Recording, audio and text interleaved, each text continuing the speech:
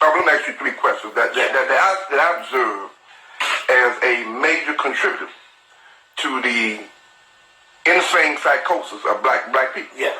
First of all, is religion. The black church, because the black church is not what it used to be, number one. Right. The media, number two, and music. Now, can you expound on them? Start with the religion. Start with the black church, because... Right. Okay. First of all, the black church used to act as a bridge and a counter-cultural bridge in a society that would actually have a banner of cohesiveness about it that would actually help black people.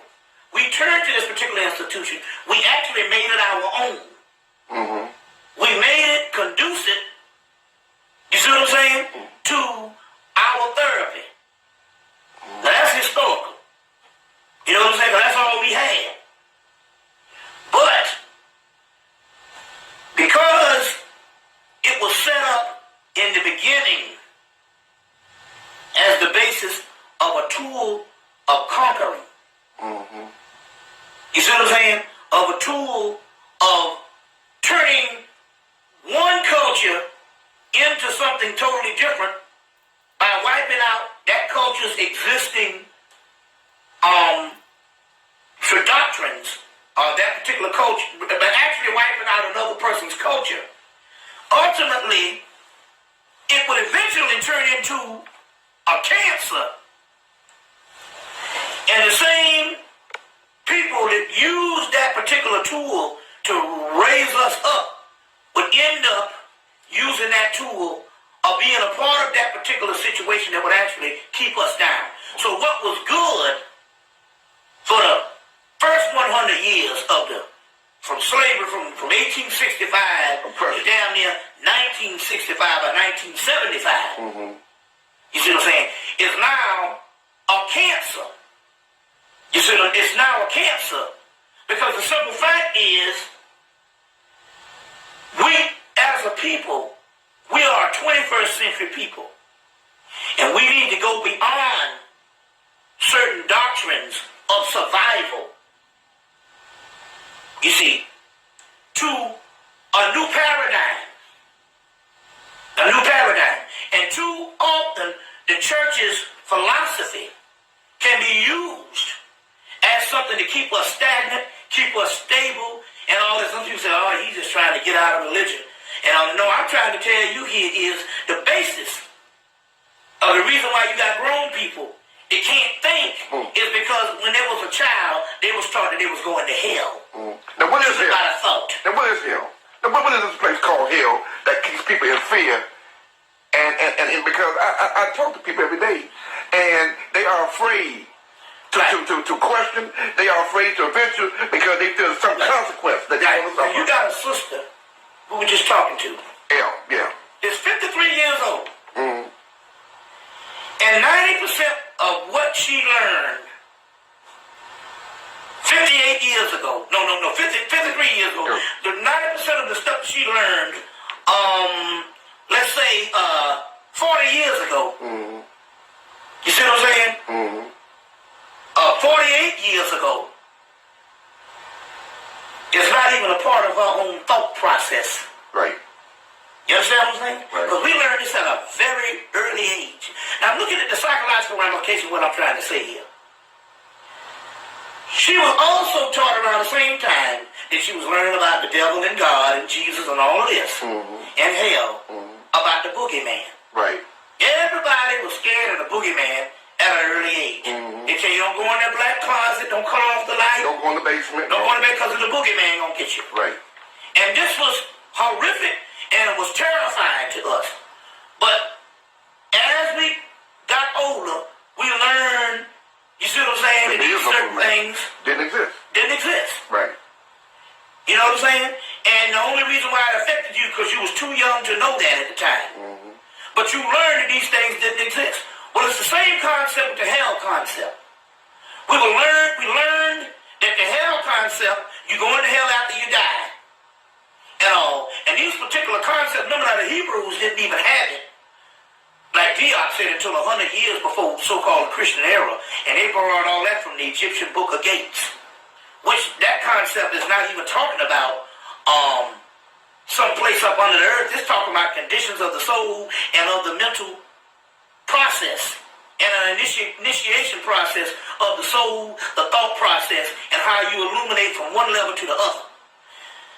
But they got this hell concept, and we got grown people now that all they had to do to neutralize the fear was learn more about it. Now give me an example, because I'm still to address this.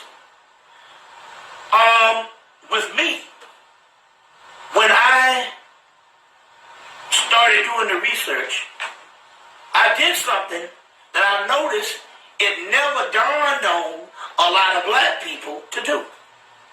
We have been driven by fear of going to hell, and the devil is our enemy. Although we know that this mythological character Don't exist. but yet we have taken all that is going wrong with us and put it on something that doesn't exist. Because some doctor or some fool told us that that's the person behind all that goes wrong in your life is Satan. Right. So we grow up this particular way. It never dawned on millions of black people, well, why don't you just study Satan? Have an extensive study into Satan and into hell. And had they gone there, they could have neutralized the situation to find out it's something totally different than a boogeyman concept that they learned as a child. That they learned as a child. So in this particular concept and studying these concepts, you get hell, you get the word shell or sheol. Now in Hebrew, let's take the Hebrew version because that's the version in which the Christian version is made up out of. You get the word hell, you get a word sheol in Kabbalah, and even in the book of Ethiopian book of Enoch. And in deeper Kabbalah, a Kabbalistic text, you get the word shell, the husk, the shell called kalipoth, or husk, or shell. When you study the esoteric meaning of that, the word, the kalipoth, the husk, the shell, and you get the word hell, the shell means the physical body that houses the soul. The soul is trapped in a physical body and in a dream state of an illusion. So, in the Hebrew aspect, the physical body is hell. So we live in hell because our soul lives into the physical body. Now, if you take the Gnostic, which is pre-Christianity, here it is, the Christians talking about pre-Christianity. Well, that's a contradiction. I thought this only existed when Jesus came. So now you're telling me there was a Christianity that existed before Jesus. That's a contradiction. Well, let's take the Gnostic, which is pre-Christianity, which is actually later-day Egyptian, ancient Egyptian. And they talk about Hail, and they said, and Hylix. They said Hylix is the people that live in Hail. And Hylix means physical person, and Hail means physical earth. So you already in hell based on Hebrew and based on pre-Christianity. You understand what I'm saying? Right. Based on pre-Christianity. Right. You go to the Greek thing, you get Hades, you get torturous. You see what I'm saying? And torturous is supposed to be the deepest part of hell. But when you deal with it on a physiological root, torturous is the lower gastrointestinal tract. It's still inside of the body. So these are greater concepts that explain states of condition on a spiritual level and a physiological level. And yet, you can get millions of black people and millions of white folks is trapped in this thing just on the basis of ignorance. Just on the basis of ignorance. They're trapped on this. You see what I'm saying? Right. So we live in hell. You see what I'm saying? Well, that's true, man, because, again, a lot of people have a very skewed perception of see spirituality. Yeah. And they equate that connection with religion. And as a result, our people are in a comatose state because they're not thinking. Like, you got some Christians that think that the Israel of the Bible is the same Ashkenazi Jews that occupy Israel today. And because of that teaching, they support what the Israelis are doing to the Palestinians. Right. I remember one time I was on the train, the subway down in Atlanta, and there was a black woman jumping all over the thing because there was some, she about to be in the South. You go up north, you see Jews all the time. Mm-hmm. You understand what I'm saying? Mm-hmm. But down south, you don't have the Jews that dress in the various Hasidic type garb, so you can't tell them from white folks. Right. They're all white in the first place. Right. But I'm talking about the one that looks a different type of Jew. Right. These Jews, for some reason, was at some convention down in Atlanta, and they had on all the black. Right. So they were on the train. Right. And this black woman, for the first time, old black nigga, this woman had to be in her 50s. Mm-hmm. This is the first time she identified a Jew outside of somebody saying they're Jewish.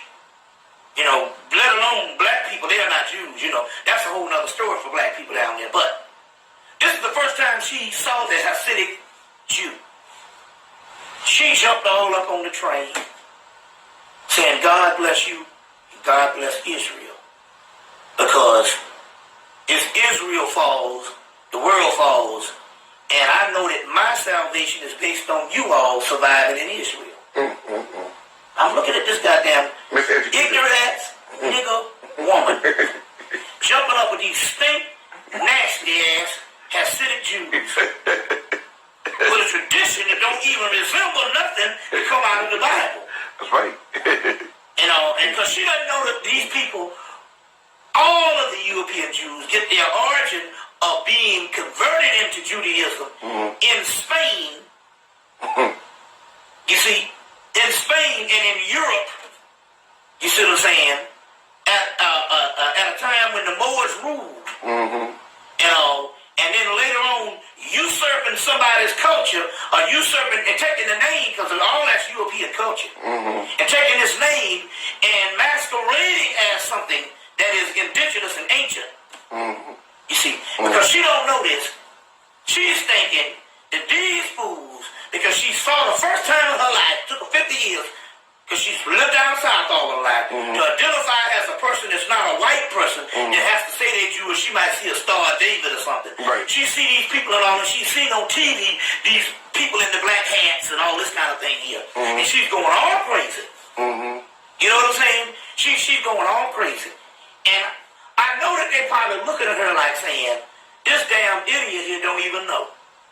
We are in a perpetual state of masquerading as something indigenous. You know? Belonging to me means that you can be you and I can be me.